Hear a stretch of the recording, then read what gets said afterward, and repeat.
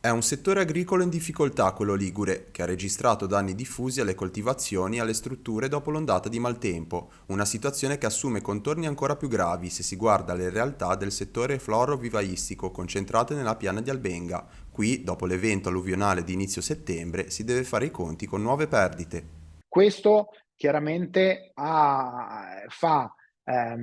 crescere, oltre ai danni, anche la frustrazione per essere veramente impotenti a situazioni del genere e in questo caso causate soprattutto dalla mala gestione delle acque, della regimentazione delle acque che in un territorio molto fragile come quello della Piana, ogni volta che scende qualche goccia di acqua in più, alcuni territori vanno sempre inesorabilmente sott'acqua. Danni registrati anche nel Genovesato, nella zona del Tiguglio e nello Spezzino, a causa dell'esondazione di diversi fiumi che hanno allagato i campi, ma a soffrire per le forti piogge e per la fuoriuscita dei fiumi, inevitabilmente, è stata la rete di strutture che caratterizza l'agricoltura locale. Ci sono stati dei danni alle coltivazioni, soprattutto ortaggi, ma anche e soprattutto danni dovuti alle strutture, perché tantissimi muretti a secco, già gravemente danneggiati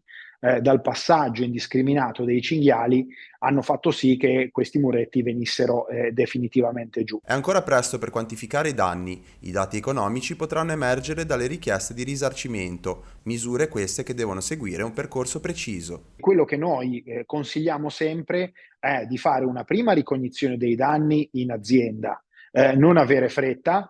far passare qualche giorno perché talvolta i danni possono manifestarsi anche a distanza di parecchie ore. A seguito di questa ricognizione poi viene richiesto e compilato il famoso modello E, che consente poi ai nostri uffici e a Regione Liguria di fare una ricognizione dei dati, mettere insieme tutti i danni e eventualmente far richiesta di calamità naturale quindi al Ministero. Attraverso questo riconoscimento si possono poi attivare delle misure dirette o indirette di risarcimento.